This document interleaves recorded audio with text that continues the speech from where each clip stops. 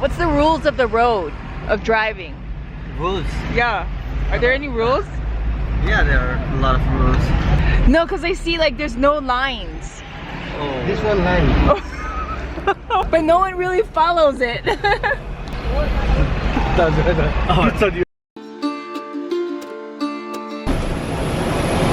And here we are in Kathmandu. A 30-day visa for Nepal. It cost me $40 US American. You have to pay in cash. You can't pay in rupees, you can't pay in Swiss francs. The $25 visa was for 15 days. We're up. That's like all the people waiting for their people, I guess. What was your name again? One more time? Shuren. Shuren? Yeah. We just waited for you like a long time, looking after every like single girl who is like coming in there. Ooh, this is my car. Oh, nice. Oh, sorry. My team picked me up. I've been really fortunate to be able to have been invited to Nepal through the Himalayan Travel Mart conference, which is going on, because it's going to be a wild ride. Where the bars didn't that collapse, or just only parts of it?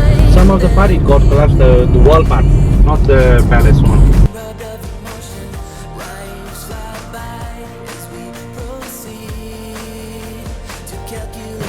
Wow.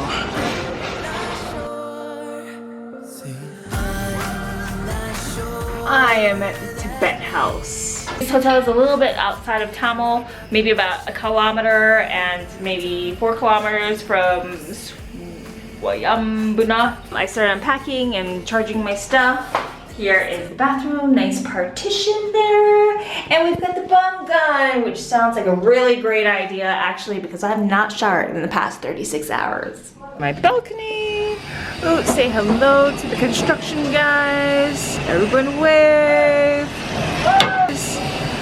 Lots going on. Now the toiletries that they have here are Nepalese, and it's kind of like Indian to some degree. I dig this kind of stuff. But they're actually really good products. Like neem soap, Ayurvedic soap. I love this. I mean, it doesn't smell very pretty, but you know you're killing your bacteria using this. It's like a green bar. Sunsilk is made in Nepal, and you'll see the billiards, you know, the banners up on the streets and stuff like that for Sunsilk. You also see it in India too, and I like this brand actually. I don't find it in the US. I think you can only get it in like specialty like Indian stores. I like it because it tames my thick, dark Asian hair. They work for me completely better than, you know, American brands, because sometimes the Western brands, they're made for Western, well, I'm Western, but they're made for Caucasian people. Going to Asia, I get products that work for like Polynesian Asian people. And skin types and hair types and stuff like that. You can see the aftermath of my arrival here. Yep, it's so disorganized right now, but I just have to get the essentials out and locked into their charging stations. Well, my first hotel is located a little outside of Thamel, in Lazipat. I'm probably killing that word. It's a little ways, it's around 20 minutes walk to Thamel, and there's no street lights. I asked the front desk if it would be safe, and he said the latest maybe around 10 o'clock. Today's my first day in Kathmandu. The only thing that's striking me as kind of scary being alone is that there are no lights for crossing the street. Like the streets are in like pretty disrepair. So crossing the street is kind of scary to me because it's just so dark. And you're hoping that people will see you, and I guess they do, but you'll see like men, women, and children and teens out on the streets, so it has to be somewhat safe. Second thing I'm finding intimidating is that there's a lot of potholes in the sidewalks and the streets. Big potholes there. I should have brought my scarf. There's a lot of inhaling dust from the streets. Note to self, next time wear shoes, bring a scarf, and wear something light so that people can see you. Here we are in Thamel.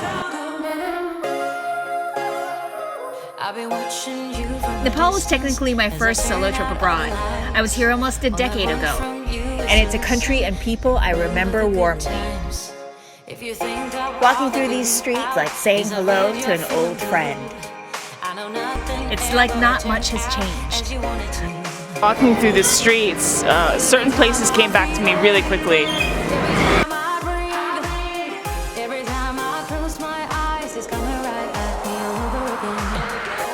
Thamel is a traveler's shopping paradise. Streets are lined with restaurants and shops, selling everything from North Face knockoffs to funky knitted craftware.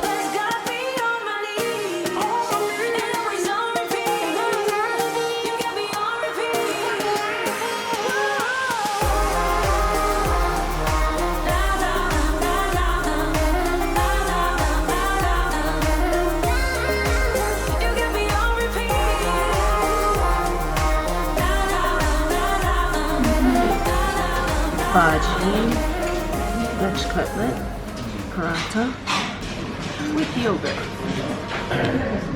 and watermelon juice. For a lot of people here, face masks are very essential, and that's because the dust on the road get kicked up a lot. You'll see like a lot of the roads are just like a cloud of haze.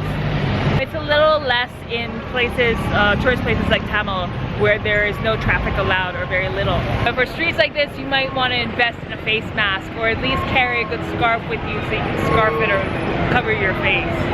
That's a bus stop. I can already tell that I feel a little intimidated taking the bus here.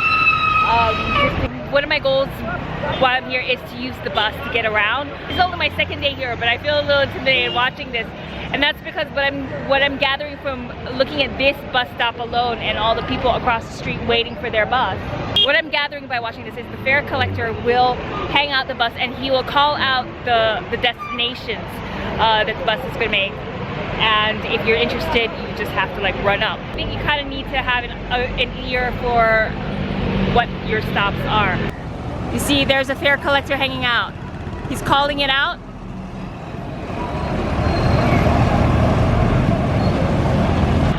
He's calling out the stops, and sometimes the bus makes a stop, full stop. Sometimes the bus kind of has a rolling stop that doesn't quite stop. And you just kind of run and hop on.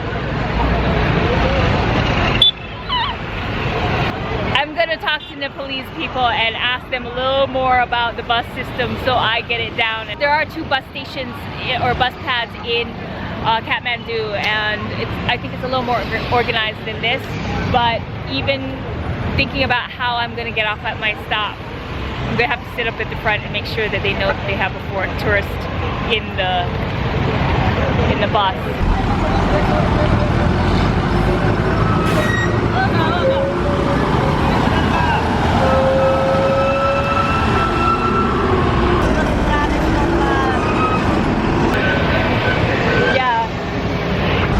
One thing you'll notice when you're in Nepal are the jumble of electrical wires. I would not want to be an electrician in this country.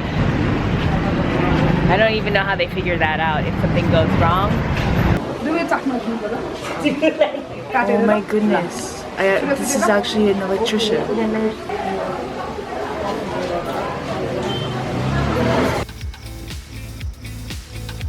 What's that smell? I feel like someone's smoking out. I was starting to smell like pot.